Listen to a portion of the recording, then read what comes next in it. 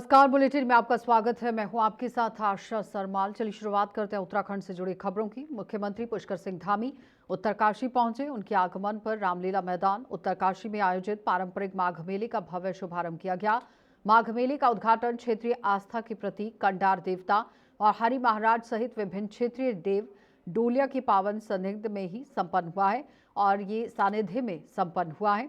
इस अवसर पर मुख्यमंत्री धामी ने देव डोलियों के दर्शन कर प्रदेश की सुख समृद्धि की कामना की।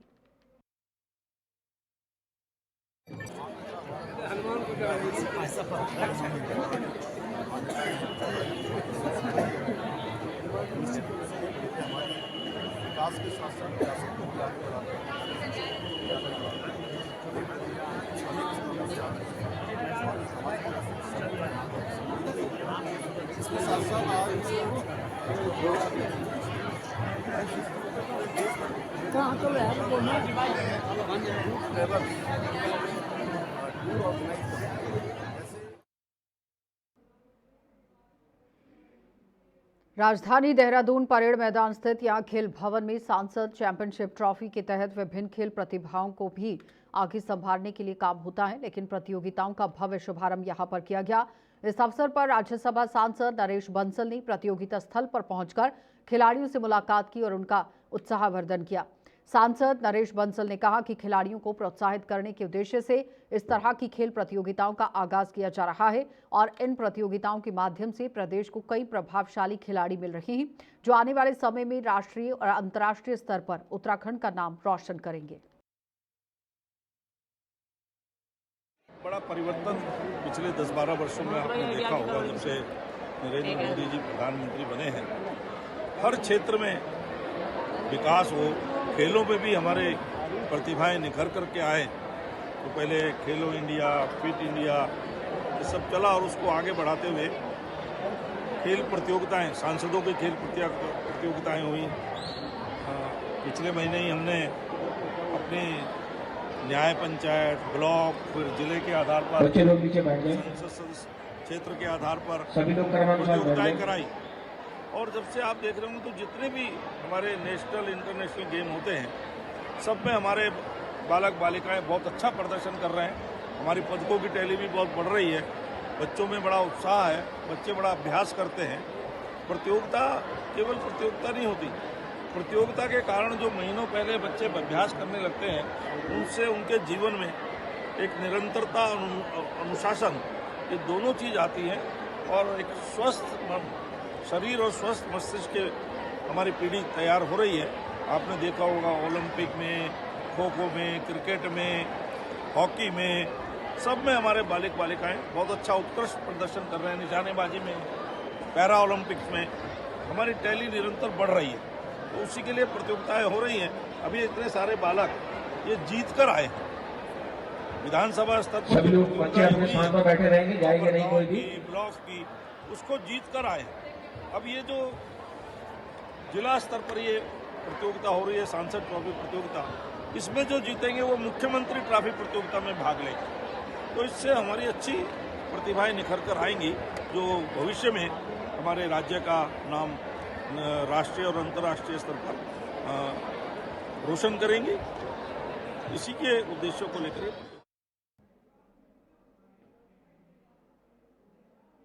समान नागरिक संहिता यानी कि यूसीसी को लेकर उत्तराखंड की राजनीति एक बार फिर से गरमा गई है और कांग्रेस ने आरोप लगाया कि भाजपा यूसीसी के नाम पर राजनीति कर रही है और चुनावी फायदा उठाना चाहती है। वहीं भाजपा ने कांग्रेस के आरोपों को सिरे से खारिज कर दिया।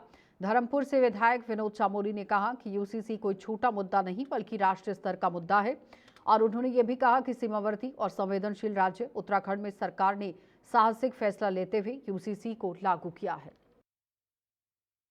यूसीसी कितना बड़ा मामला है कि कांग्रेस भी समझती है कि उत्तराखंड हमारा पायनियर स्टेट है जो यूनिफॉर्म सिविल कोड को ले आई है। ये अपने आप में पूरा राष्ट्रव्यापी मुद्दा है और राष्ट्रीय प्रभाव इस पर है। इस मुद्दे से पूरे राष्ट्र पर इसका प्रभाव है। तो कांग्रेस चिंतित है, इसीलिए बार बार इसकी बात करती है। कांग्रेस को भी मालूम है कि आने वाले चुनाव में ये जो यूसीसी का मुद्दा है ये प्रमुख रहने वाला है और भारतीय जनता पार्टी ने इसमें लीड ही नहीं ली है, पायनियर बनी है। तो ये कांग्रेस की चिंता है कि आने वाले चुनाव में ये एक बड़ा मुद्दा है और इसमें कांग्रेस बहुत पीछे है।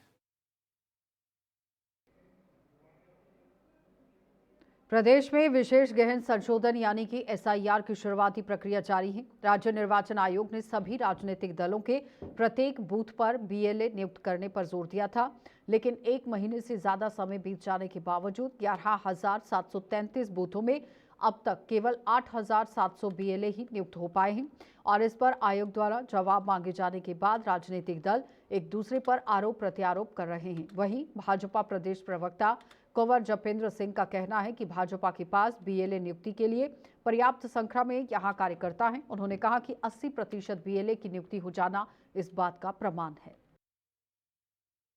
भारतीय जनता पार्टी के पास पूरी तरह से बीएलए नियुक्त करने के लिए पूरी कार्यकर्ता हैं और 80% से ज़्यादा बीएलए नियुक्त भी हो चुके हैं। ऐसे में कांग्रेस का ये आरोप निराधार है और बीएलए अपने कार्यों को आगे बढ़ा रहे हैं और पूरे क्षेत्र का डाटा भी जिस तरह से कलेक्ट हो रहा है और जनता के बीच में इसका एक अच्छा संदेश जा रहा है, जनता भी जुड़ रही है और आंकड़ों को बढ़ाने की दृष्टि से भारतीय जनता पार्टी का कार्यकर्ता सजग है। धर्मनगरी के प्रसिद्ध हिम अस्पताल सुपर स्पेशलिटी में ही मकर संक्रांति के अवसर पर एक विशाल निःशुल्क स्वास्थ्य शिविर का आयोजन किया गया। ये शिविर श्रीमती निर्मला देवी लूथरा की पुण्य स्मृति में लगाया गया। कार्यक्रम का शुभारंभ सांसद त्रिवेंद्र सिंह रावत ने दीप प्रज्वलित कर किया। इस मौके पर सांसद त्रिवेंद्र सिंह रावत ने कहा कि समय में स्वास्थ्य सेवाएं महंगी होती जा रही हैं और गरीब परिवारों के लिए इलाज कराना मुश्किल हो गया है। उन्होंने प्रेम अस्पताल प्रबंधन द्वारा चिन्हित गरीब मरीजों की निःशुल्क सर्जरी की पहले को यहाँ सराहा है, यानी कि जो पहल इन लोगों की तरफ से की गई है वो सराहनीय कदम बताया गया। मैं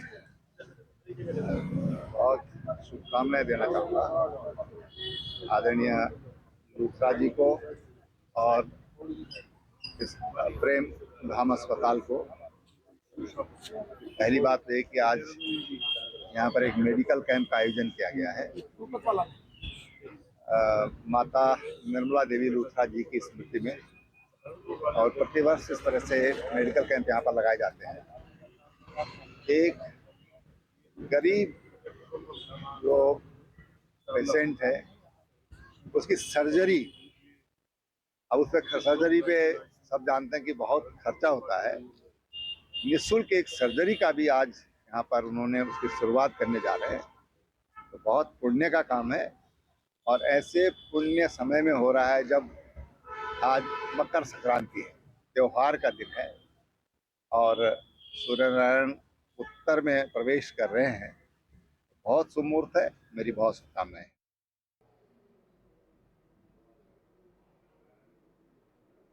उत्तराखंड में नर्सिंग भर्ती को लेकर अब विरोध का स्वर और तेज हो गया है। नर्सिंग एकता मंच ने राज्य सरकार के खिलाफ आर पार की लड़ाई का ऐलान कर दिया। मंच का आरोप है कि वर्तमान में जारी लिखित नर्सिंग भर्ती विज्ञप्ति नर्सिंग अभ्यर्थियों के हितों के खिलाफ है और इससे वर्षों से इंतजार कर रहे अभ्यर्थियों के साथ अन्याय हो रहा है।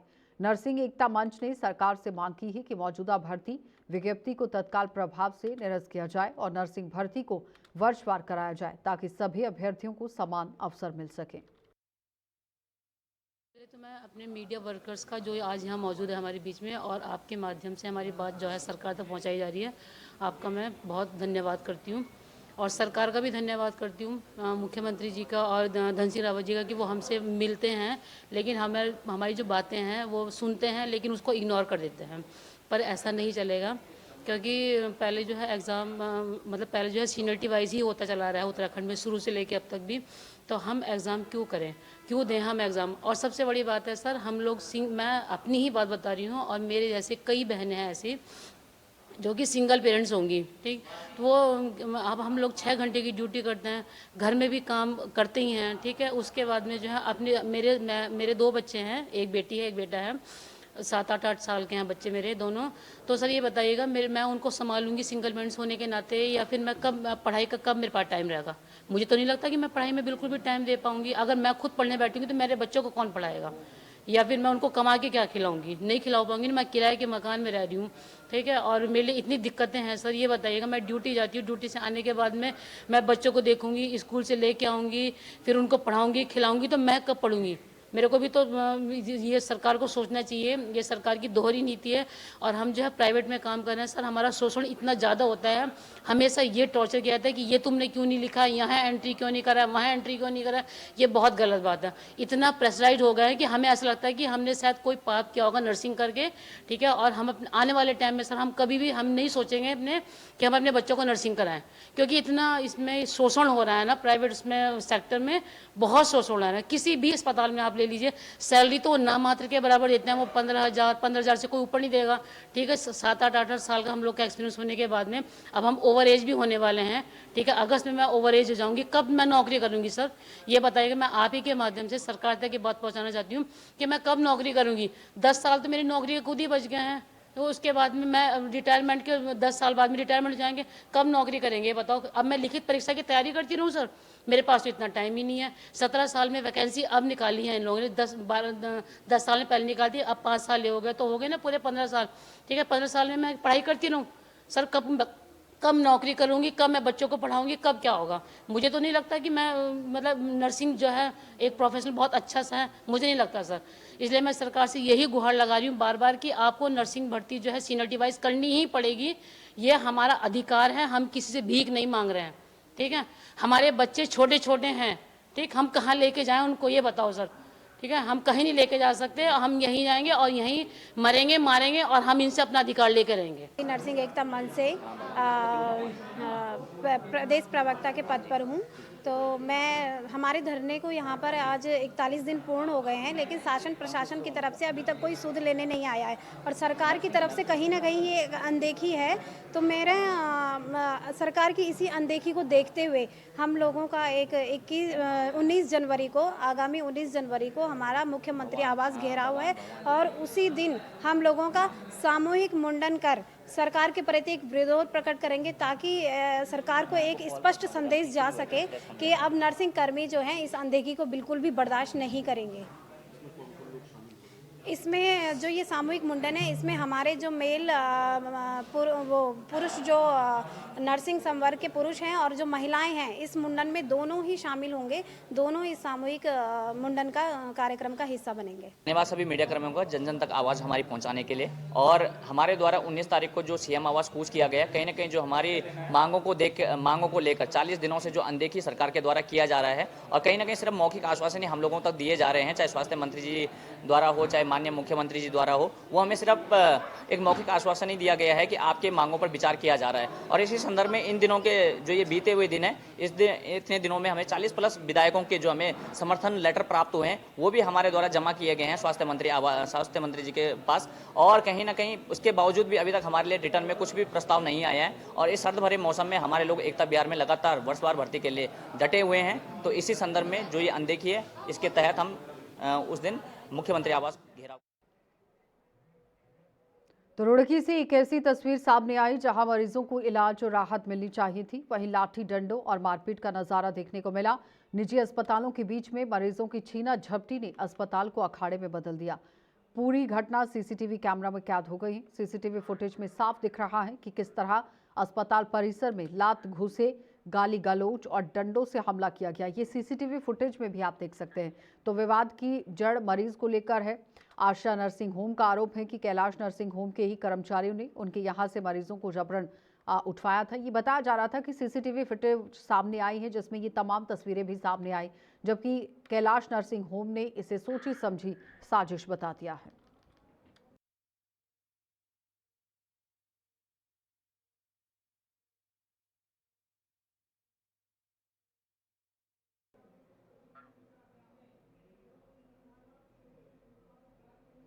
देवभूमि उत्तराखंड अब अध्यात्म और पर्यटन के साथ साथ खेलों के क्षेत्र में भी अपनी नई पहचान बनाने की ओर बढ़ रहा है। राज्य सरकार प्रदेश को एक मजबूत खेल भूमि के रूप में स्थापित करने के लिए लगातार प्रयास कर रही है। अलग अलग जिलों में आधुनिक स्टेडियम, खेल मैदान और प्रशिक्षण केंद्र विकसित किए जा रहे हैं ताकि हर क्षेत्र से नई खेल प्रतिभाएं उभर सके। सरकार का फोकस यहां ग्रास रूट लेवल से खिलाड़ियों को तैयार करने और उन्हें राष्ट्रीय अंतर्राष्ट्रीय स्तर तक पहुंचाने पर है। इन्हीं प्रयासों और खेल विकास योजनाओं को लेकर खेल राज्य मंत्री हेमराज सिंह से खास बातचीत हुई है। देखिए sir.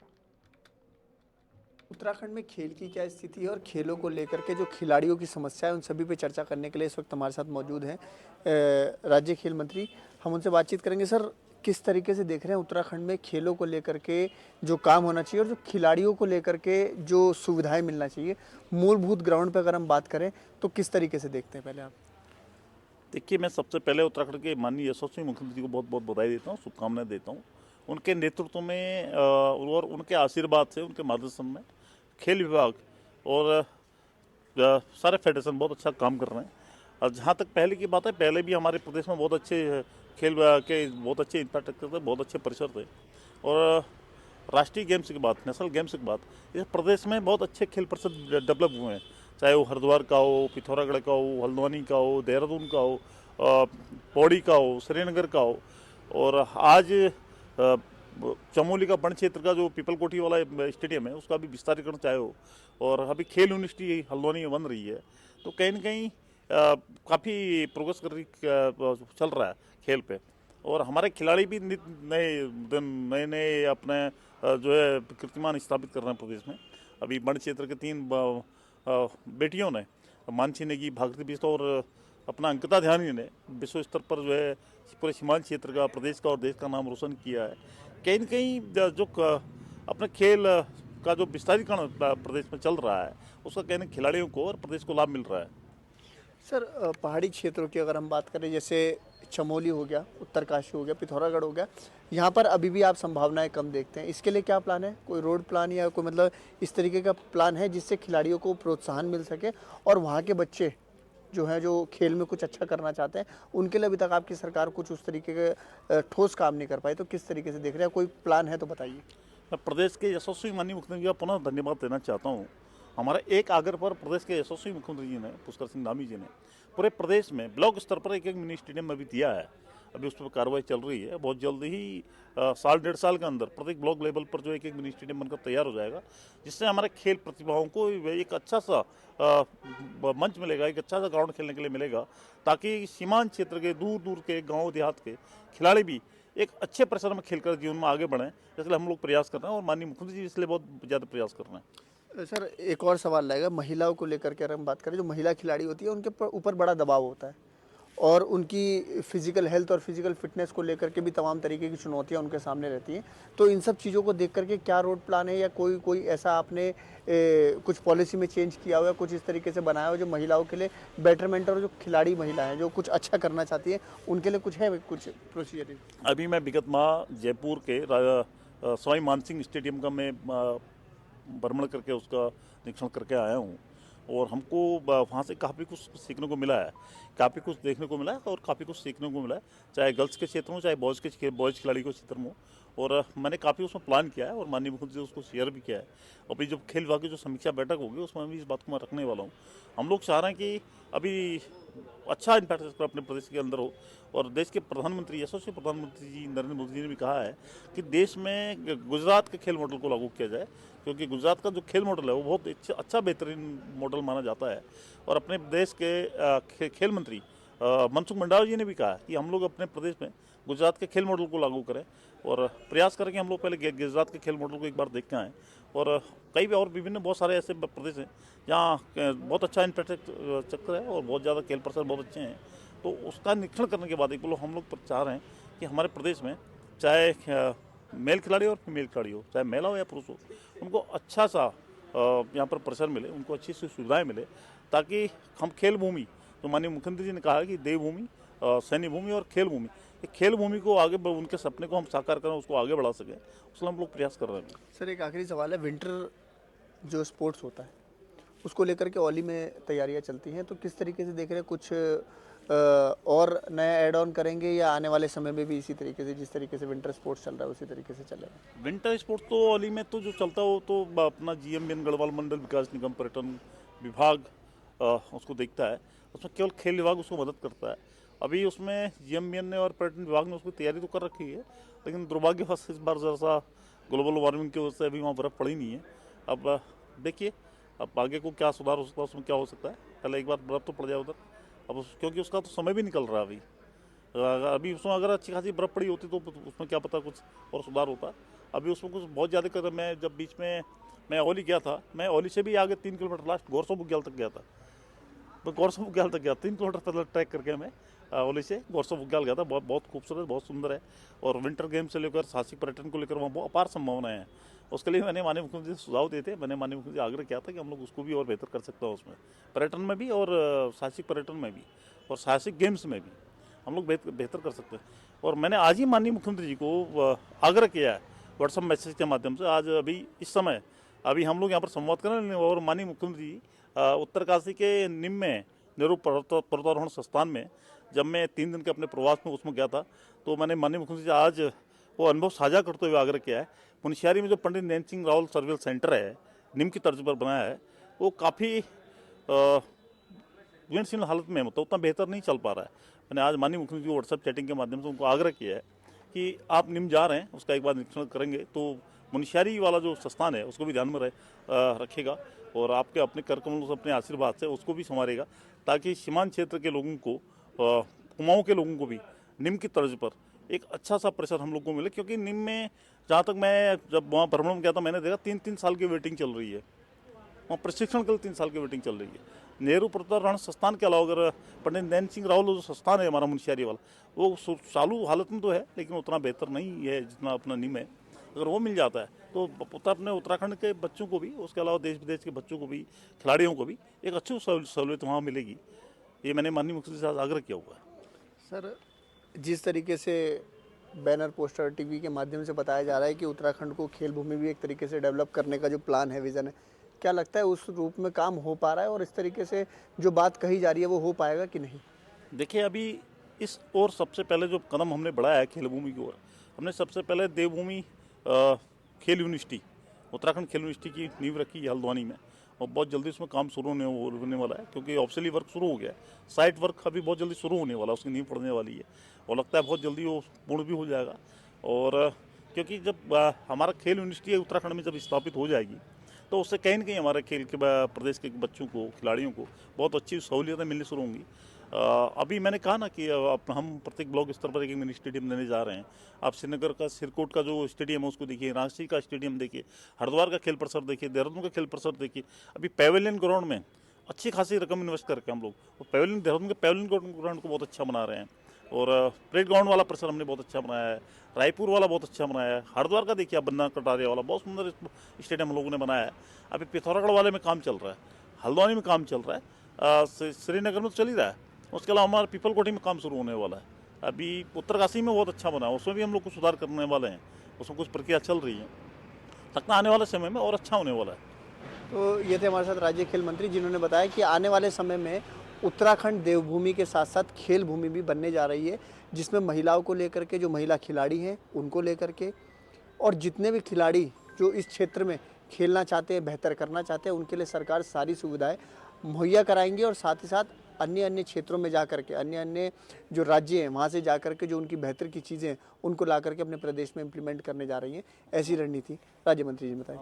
Camera person Virendra Thapliyal के साथ गुलिस्तान न्यूज़ के लिए देहरादून से संची शर्मा। तो रुड़की से एक ऐसी तस्वीर सामने आई जहां मरीजों को इलाज और राहत मिलनी चाहिए थी, वहीं लाठी डंडों और मारपीट का नजारा देखने को मिला। निजी अस्पतालों के बीच में मरीजों की छीना झपटी ने अस्पताल को अखाड़े में बदल दिया। पूरी घटना आप देखिए, सीसीटीवी कैमरा में कैद हो गई है। अस्पताल परिसर में लात घूसे, गाली गलौच और डंडों से हमला किया गया। विवाद की जड़ आप देखिए मरीज को लेकर है, लेकिन फिलहाल नर्सिंग होम का आरोप है कि ये कैलाश नर्सिंग होम के कर्मचारियों ने उनके साथ यहाँ जबरदस्ती की है, जबर उन्हें उठाया है, जबकि कैलाश नर्सिंग होम ने इसे सोची समझी साजिश बता दिया।